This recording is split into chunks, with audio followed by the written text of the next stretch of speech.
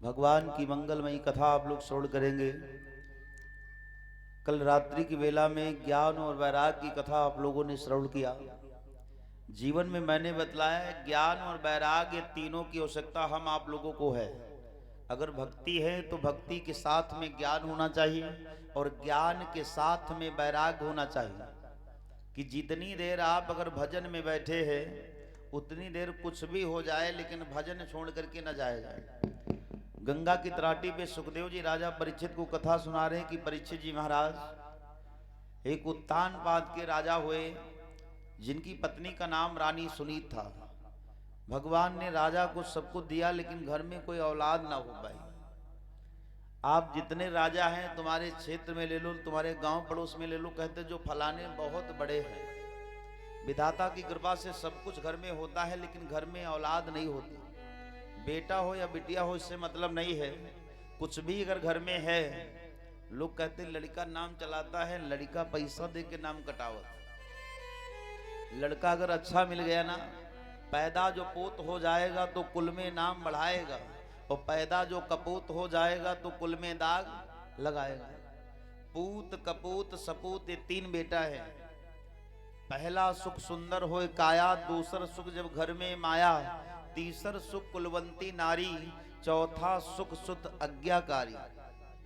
चौथा सुख हम आप सबको तब प्राप्त होता है जब लड़का बिटिया आज्ञाकारी मिल जाए। और नोट कर लेना दुनिया में सबसे बड़ा सुख यही है, औलाद के खातिर जग में फिरता है मारा मारा। उस वक्त भला क्या मारे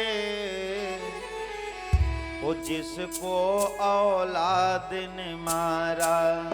औलाद के खातिर जग में फिरता है मारा मारा।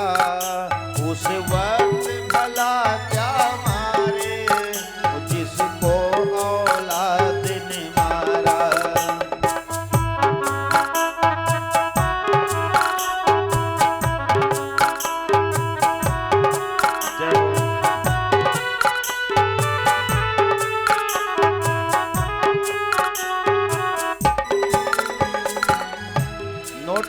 दुनिया में औलाद से बड़ा कोई सुख नहीं है और दुनिया में औलाद से बड़ा कोई दुख नहीं है।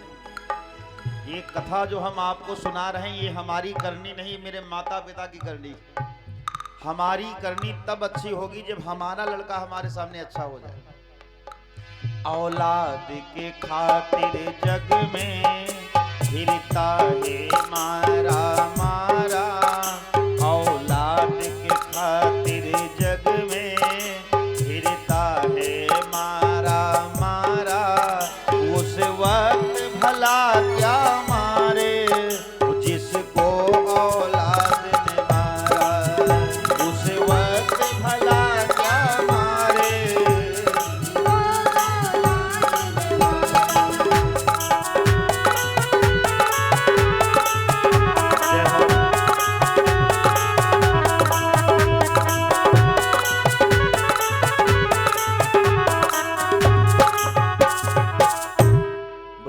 भगवान की उस वक्त भला क्या मारे ओ जिसको औलाद ने मारा।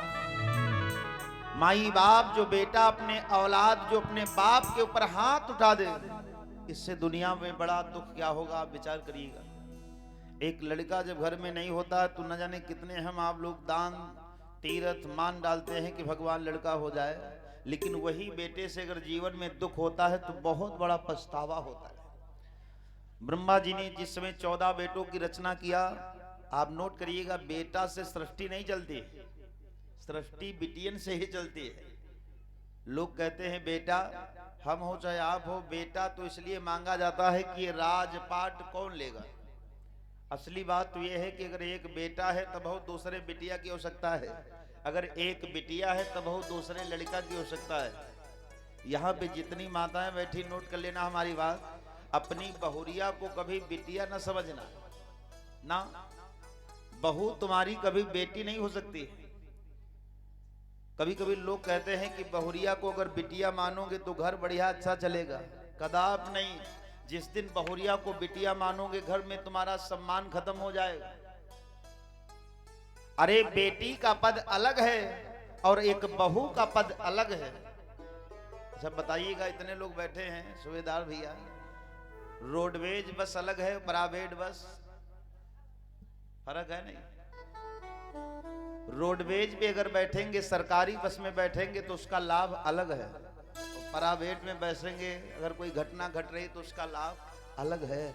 अरे कहां तुम्हारी बिटिया बहू बन सकती है और कहां बहू तुम्हारी बिटिया बन सकती है।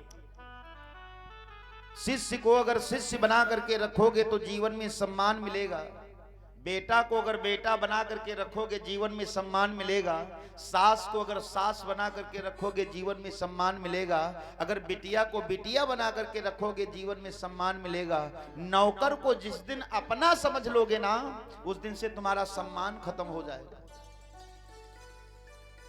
बेटी और बहू में बहुत बड़ा फर्क है, लेकिन हम तो देखते हैं देहात में बड़ा मामला गड़बड़ होता है। देहात में अगर बहुरिया जाए तो सासू कहते हैं, सुनती हो बहुरिया, जाए तो रही जल्दी आयो, धान काटे वाले हो गए। और बिटिया अगर जाए विदा करे तो कहती, बिटिया अगर जैसे तुम्हारा सास लड़े तुम खाली छुटके वाले भैया के ऊपर मिसकाल लगा दी, सास माछे न चुरा डाली तो देखा। बहू के साथ में ऐसा होता है, बिटिया के साथ में ऐसा होता है।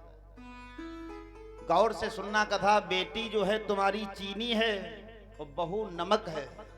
अब जितनी बहुरिया बैठी होंगी, नमक तो कड़वा होता है, लेकिन बेटी चीनी है और बहू नमक है। क्यों? नमक के बिना कार्य चलने वाला नहीं है, चीनी के बिना कार्य चल सकता है। तुम्हारे बिटिया है, अपनी बिटिया की शादी आप कहीं कर सकते हो, लेकिन अगर तुम्हारे लड़का की शादी नहीं हुई तो तुम्हारा फिर वंश चलने वाला नहीं है। विचार कर लेना। ब्रह्मा जी ने 14 बेटों की रचना किया, लेकिन सृष्टि नहीं चला पाए। आकाशवाणी हुई, ब्रह्मा जी एक बेटा और बेटी की रचना करिएगा। तो दहिने से उपजे मन भोपा, दहिने से उपजे मन भोपा, बाएं से उपजी सतरूपा।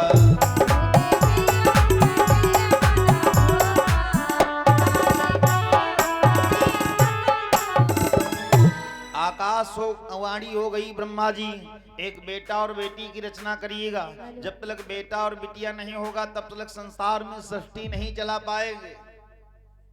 विचार करिएगा प्यारे भैया, अगर संसार की सृष्टि चलाना है तो स्त्री और पुरुष का होना अनिवार्य है, और जब तक स्त्री और पुरुष दोनों नहीं होंगे संसार की सृष्टि चलने वाली नहीं। बेटा से हम आप लोग धर्म नहीं कमा सकते हैं, बिटिया से जब तक घर में नहीं होगी तो धर्म नहीं होगा। बड़े बड़े दानी देखे करते रहे दान, लेकिन ये तो भगवान की लीला है, किसी की बिटिया के लिए है। एक बहराइच में कथा हमारी होती है, वहाँ पे एक जो सेठ जी है उनको लोग सेठ सेठ कहते हैं। उनके घर में 7 लड़के लड़का है। बिटिया के लिए भागवती 2 बार माने, लेकिन भगवान की कृपा से जब भी हुआ तो लड़के हो गया। आप विचार करिएगा। कोई कहता है कि भगवान हमें संसार में बेटा मिल जाए, कोई कहता है भगवान हमें संसार में बिटिया मिल जाए। कोई तन दुखी, कोई मन दुखी, कोई धन बिन रहे उदास, थोड़ा थोड़ा सब दुखी सुखी राम के दास।